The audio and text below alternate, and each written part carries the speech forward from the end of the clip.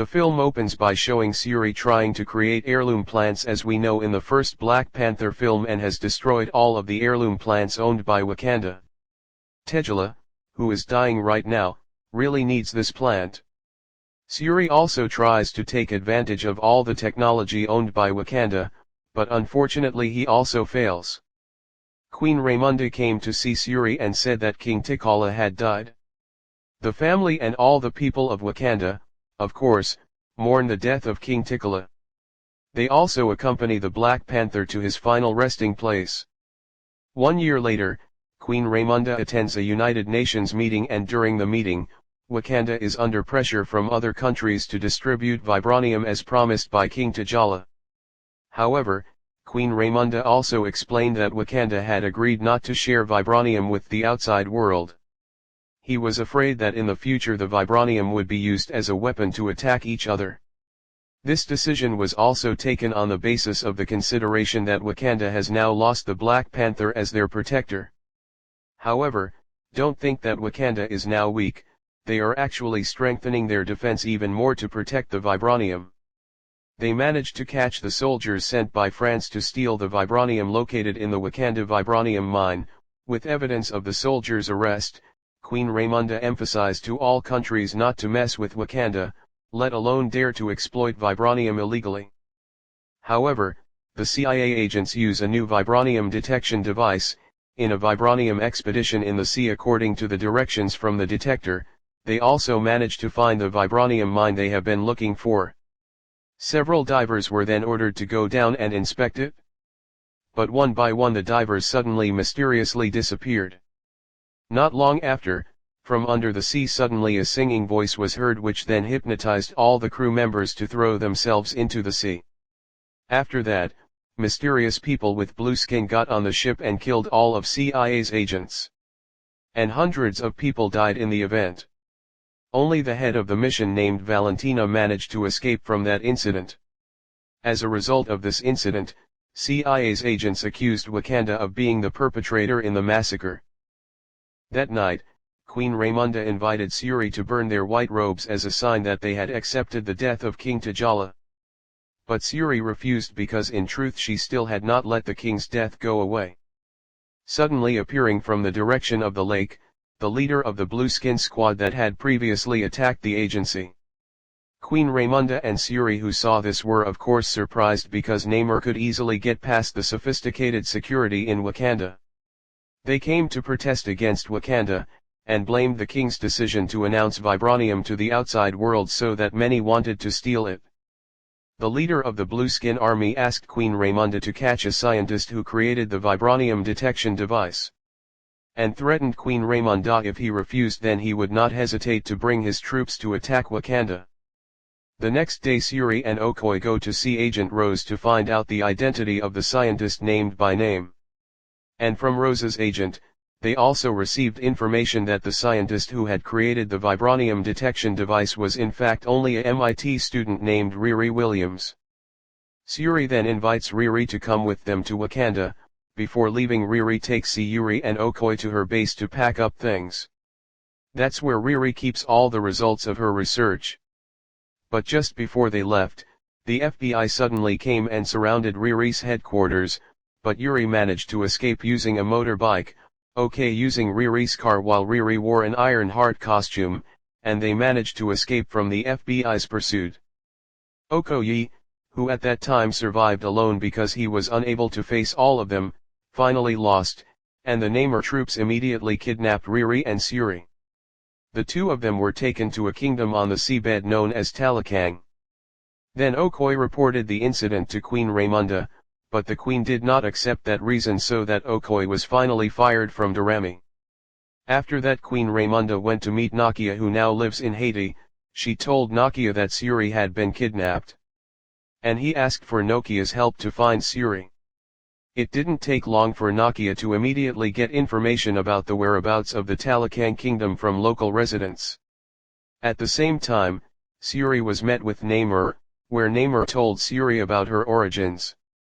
He is known to have lived for hundreds of years. In the past, Mrs. No who was pregnant experienced a mysterious illness. She and other residents were then given medicine in the form of an heirloom plant liquid found under the sea. And the plants are exactly like the heirloom plants in Wakanda.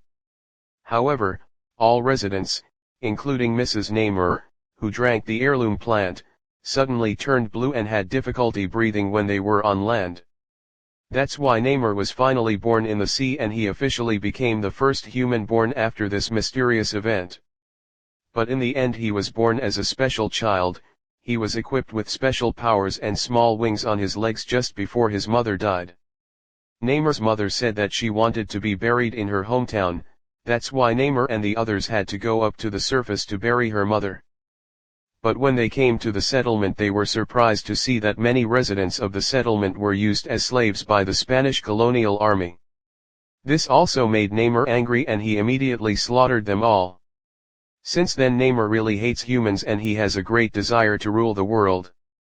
He then invites Wakanda to cooperate, and if Wakanda refuses, then Wakanda will be the first country he will destroy. Then Namor invited Shuri to go around to see the beauty of the kingdom of Talakang.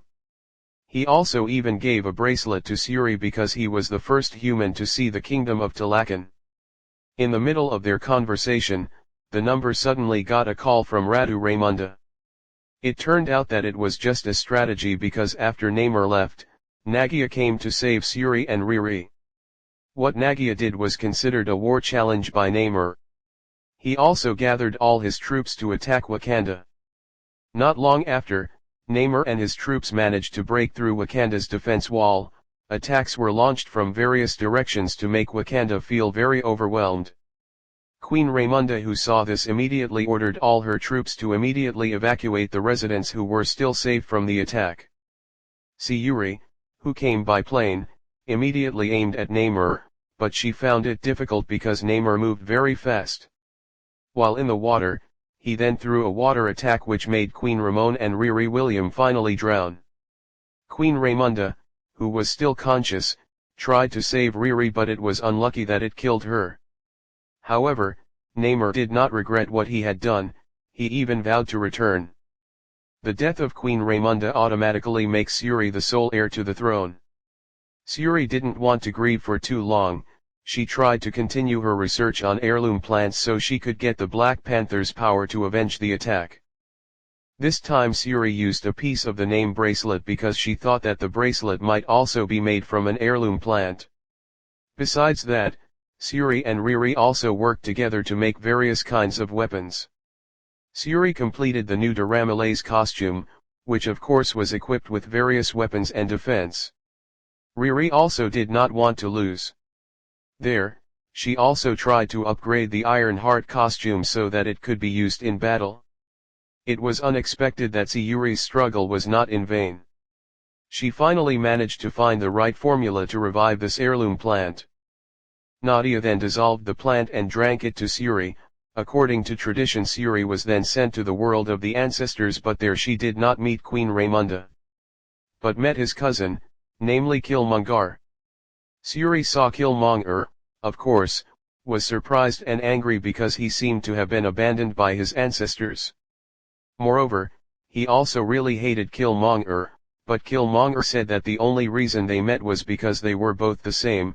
They both had strong ambitions to fight back.